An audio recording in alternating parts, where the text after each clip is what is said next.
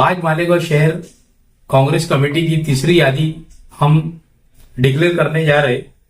अल्हम्दुलिल्लाह पहले 9 लोगों की यादी डिक्लेयर किए थे, कल 6 लोग की यादी डिक्लेयर किए, आज वापस 9 लोगों की यादी डिक्लेयर कर रहे और आखिरी यादी कल दोपहर के अंदर जो है, कल दोपहर के पहले हम दाखिल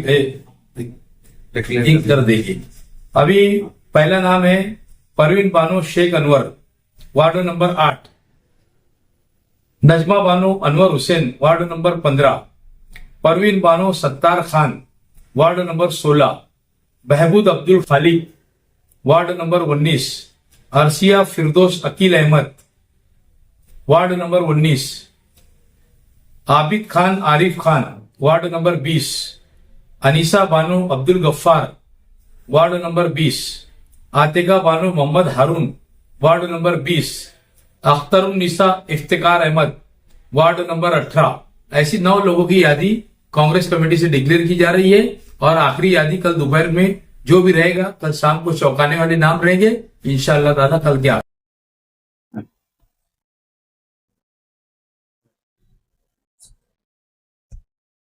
कांग्रेस पार्टी की फहरिस्त कितने उम्मीदवार?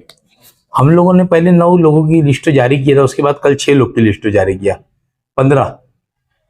अभी 10 लोगों के फॉर्म रेडी है, जिसके अंदर कुछ लोगों की कागज पत्तर की जिन लोगों की पूर्तता है हम उन्हीं लोगों की कर रहे हैं, क्योंकि अभी तक के कई लोगों के फॉर्म यानी भरे नहीं गए। यानी जो माहिती है वो इतनी माहिती गवर्नमेंट ने मांगी है, इसके लिए कई लोग का फॉर्म नहीं भरे गए। तो मैं समझता हूँ कि अभी 10 लोगों की हम लिस्ट जारी करेंगे जिनके फॉर्म कंफर्म हो गए। ऐसे 15 और 10-25 लोगों की लिस्ट अभी तक के जारी हो जाएंगी। फॉर्म जो भरे जा रहे हैं इतनी मालूमात मुश्किल है सब भरना, तो आपको ऐसा लग रहा है कि सभी पार्टी के लोग इतनी आसानी से फॉर्म भर लेंगे? 25% फॉर्म रिजेक्ट होंगे, ऐसा मुझे मेरी समझ ऐसी, कम से कम 25% फॉर्म रिजेक्ट होंगे, क्योंकि ये इसके अंदर जो लोग अभी करीब से आए, कई लोगों का पुलिस वेरिफिकेशन नहीं आया, किन लोगों का नादे दाखिला नहीं मिला, किन लोगों का एफिडेविट नहीं हुआ, और माहिती इतनी होने की वजह से हर आम आदमी परेशान है। जहां पर जाओ वकील के पास 8-8, 10-10 नंबर है। एक फॉर्म भरने के लिए कम से कम 2 से ढाई घंटा लग रहा, फिर उसके बाद सूचक अनुमोदक, ये सारी चीजें अपनों को लेकर कम से कम 2-3 घंटा लग रहा। तो फॉर्म बहुत मुश्किल चीज है। ऐसा मैं समझता हूँ कि 25%, कम से कम 20 से 25% फॉर्म रिजेक्ट होंगे। सभी की पार्टी के होंगे, ऐसे जरूर नहीं होगा एक ही पार्टी के होंगे। अगर बहुत चालाकी से किसी ने भरा होगा तो बात अलग है, बाकी ऐसा नहीं लग रहा कि सबके फॉर्म पास होंगे। जब आपने 15 उम्मीदवारों के नाम का ऐलान किया तो उस वार्ड में आप कैसे इलेक्शन लग रहा है? तामीर की बुनियाद पे हम इलेक्शन लड़ेंगे। शहर के अंदर हम ये बताएंगे कि एजाज बेग एक एज दी कारपोरेटर अच्छा काम किया शहर के अंदर। आप लोग एजाज बेग के भरोसे के ऊपर ओढ़ दिए हम लोग जिन कारपोरेटर को आपको दे रहे हैं, हमारे कारपोरेटर का मुंह देखकर मत दौड़ दे। एक कांग्रेस का कारपोरेटर एजाज बेग का मुंह देखकर एक अध्यक्ष होने के नाते तो मैं काम करूंगा शहर के अंदर। शहर के अंदर बहुत खराबा है शहर के अंदर कामकाज का, तो हम लोगों को अल्हम्दुलिल्लाह आपको मैं बताता कि मेरे वार्ड के अंदर तो सब काम हो चुका।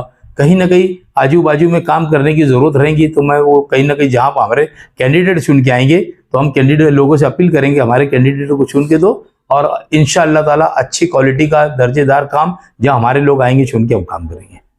पूरे गांव की ताकत तुम्हारे वार्ड में लगा, कोई मसला नहीं है। देखो वोट देने वाला जो है जो वार्डों के लोग हैं और वार्डों के लोगों की चाहत है एजाज बेग, और इंशाअल्लाह ताला यहाँ पर कोई भी मामलात नहीं होंगे। और अगर काम की बुनियाद के ऊपर यहाँ के लीडरान अगर इलेक्शन लड़ रहे होंगे, सिर्फ मैं एक आपको बताना चाहता, अगर काम की बुनियाद पे लोग इलेक्शन लड़ेंगे ना तो ये मेरे सामने वोट भी यानी कोई उम्मीदवार नहीं देंगे, क्योंकि मैं काम किया हूँ, आप लोगों को भी मालूम है, शहर देख रहा है। तो अगर काम की बुनियाद से हट के ये लोग वोट यानी इलेक्शन लड़ेंगे तो बात अलग है, फिर मेरे सामने उम्मीदवार दे सकते हैं लोग।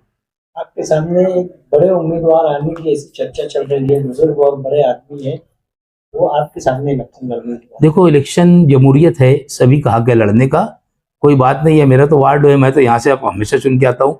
मैं तो ऐसा कोई भगोड़ा नहीं कि भाग के दूसरे वार्ड में चले जाऊंगा। मैं इंशाअल्लाह ताला इसी वार्ड से इलेक्शन लड़ूंगा, और ये मेरे वार्ड की माँ बहनें दोस्त और बुजुर्ग हजरात, ये असम्बली का इलेक्शन नहीं है, ये अलग वार्डों का इलेक्शन एक अच्छा होता, शख्सियत पे इलेक्शन होता, कामकाज की बुनियाद पे इलेक्शन होता। यहाँ के लोगों से मुझे बहुत उम्मीद है कि मैंने जो कहा था 5000 की लीड के ऊपर, इंशाअल्लाह ताला इससे कम की लीड पे मुझे चुन कर देंगे।